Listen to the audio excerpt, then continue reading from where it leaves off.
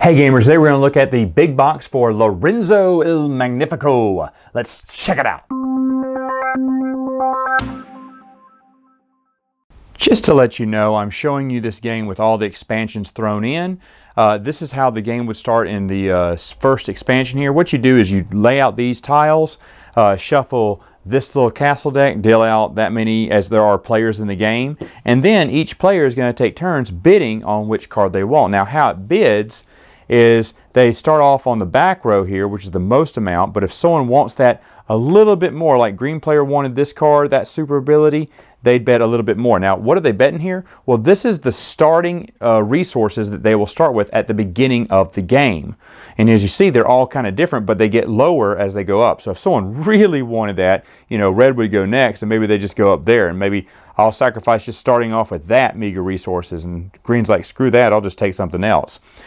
This is a nice little way to tell you exactly what you got. You got variable setups in the game here, and of course variable player powers. There's a lot of them to choose from, and if you don't know what they are, the rule book is extremely simple to explain each one, but the iconography is very easy to understand as well. The next thing you'll do during setup is you'll pick from these leader cards here. There's a big old deck of leader cards. All the expansions come with leader cards too, and what you're doing is you're drafting 4 of these, and it just basically gives you some goals that you need to achieve, like have 3 yellow cards and 8 army. If you do, then you will get this reward. Sometimes it's a one-time reward, other times it's an ongoing reward or whatnot. And again, if you have any questions, you can just look at the rule book to have the explanation there. There are ways to get more leader cards in the game. After you've chosen your starting resources, you'll put coin, wood, stone, extra people right there. And then you're ready to start the game. As you see on this board, any yellow cards collected go on the top row, any green cards collected go here, even though you do have army requirements that you need to meet before you can place cards there. And any purple cards or blue cards you get will go in these 2 respective corners.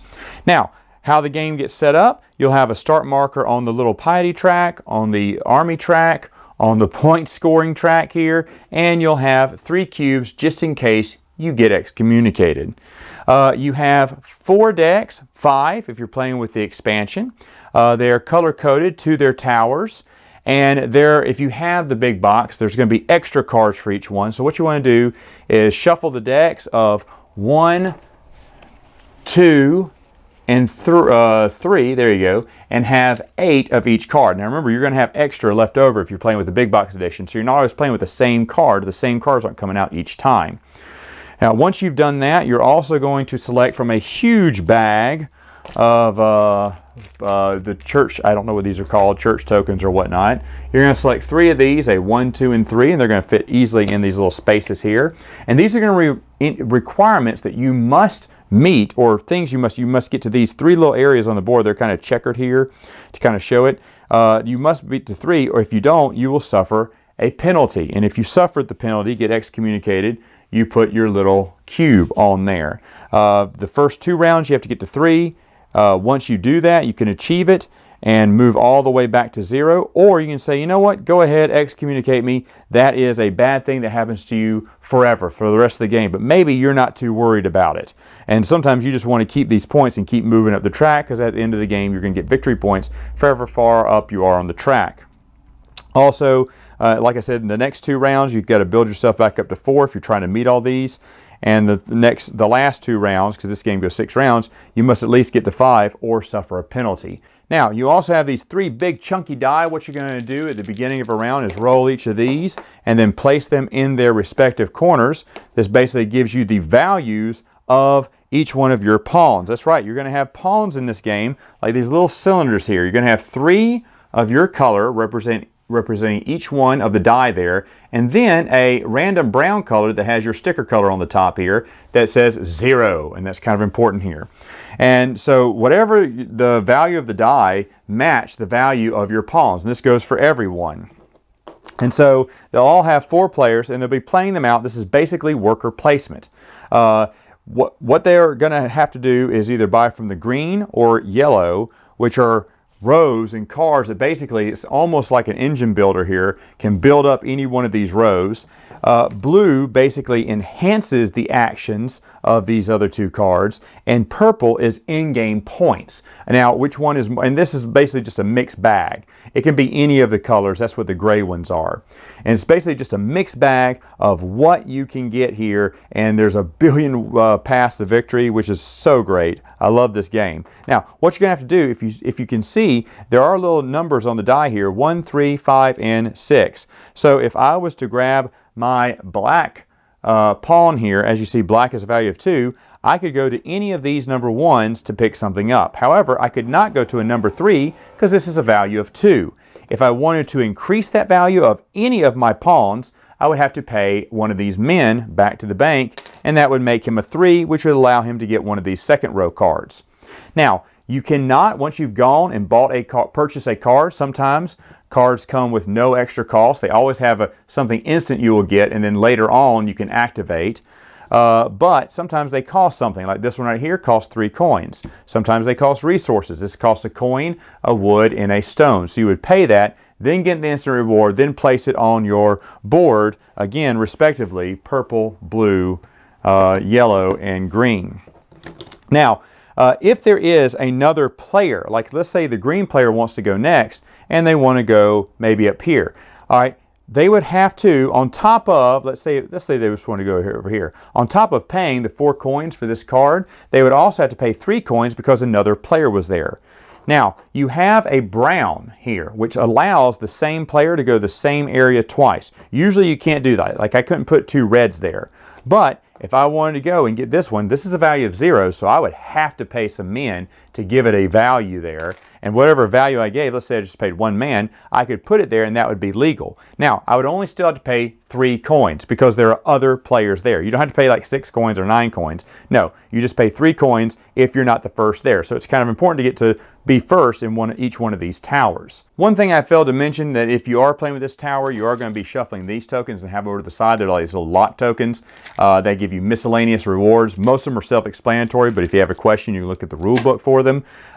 And the only other thing they don't tell you that I wish they did on the board is that if you're playing with that 5th tower there, you can also get one of those lock tokens in exchange for one of these scroll favors. Let me just go ahead and talk about this.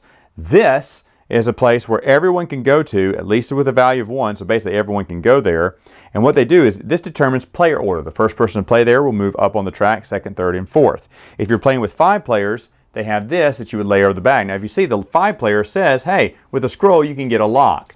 Unfortunately, they don't have just a regular thing that you can put over that to show that you can get it. So that's kind of a bummer, but at the same way, you just got to remind yourself, or just place this over, even if you're playing with 3 to 4 players. That way you'll always remember. I should also mention, if you are playing with the 5th tower, they do give you these 2 tiles here to play with. You have this one is for 2, 3, and 4 players. This is for 5 players. Basically what this does, it changes some of the values from the other towers, and every round you will just rotate this 1 tower down. It won't go there, but it'll go through these 3 towers depending on what number players you are at.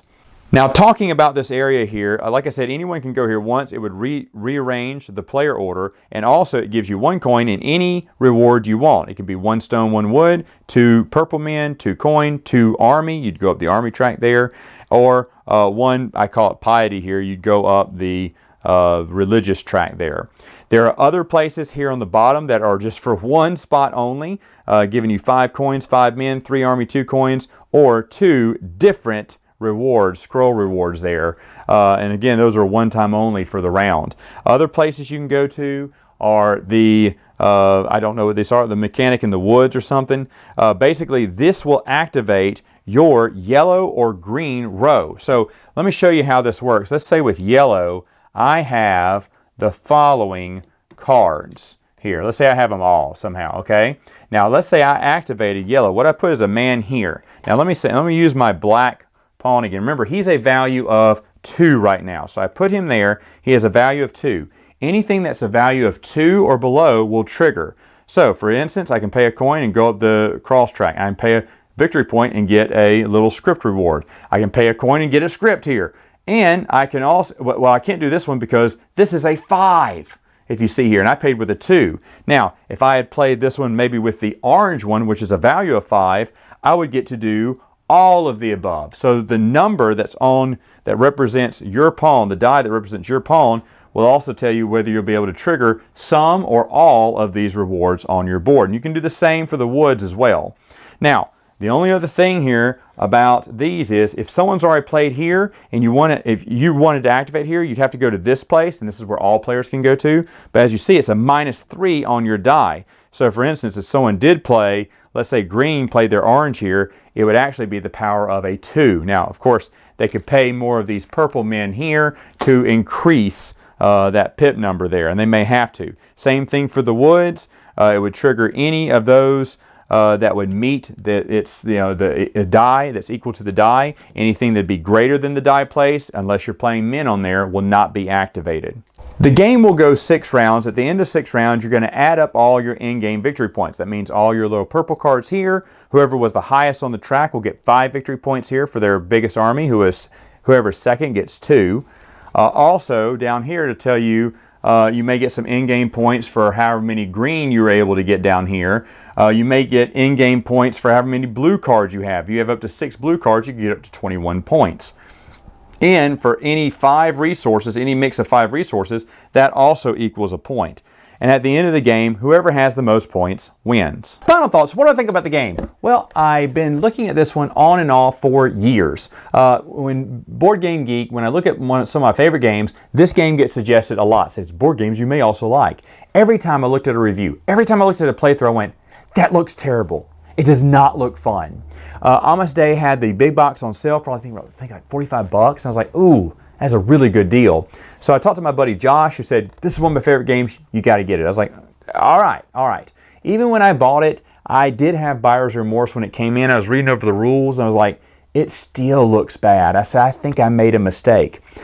I did not. This game is excellent. I don't know why no one in any of their videos could convince me to buy this, but once you play it and you see there are so many paths to victory. We played a 4-player game. I had my green row all built, and I had just, oh man, I had a production line going where I could do no wrong. Someone did that exactly the same thing almost with yellow cards. Someone else kind of did an even Steven bounce of everything, and one guy, made sure to line up all his leader cards so he could make sure he got all the special uses out of the way, grab blue cards that would kind of help him out, and then just unknowingly to all of us stacked up on purple cards. He had something like 50-something points, in-game points in the game, and he came out of nowhere and got second place. He didn't get first, but he was dead last the entire game. We had no idea he was getting so many purple cards, but of course a lot of his leader cards were getting purple cards too, so it made sense. But that just showed me there were just so many paths to victory. I love games like that where there's not just one thing you have to do and it's just a race to see who can do it the fastest or the best. No, this one has lots of paths to victory. I would include all of the expansions. This is like a little mini expansion here, just extra cards. But I would include all the expansions because the setup, oh man, you had people bidding on not just the power, but bidding on what they wanted to start with. Like, I want this one not because of the power, but I just want to start with this. I know that my game strategy is going to need a lot of money or assistance or whatever. And so you go for that. I want to get that jump on that piety track or whatever.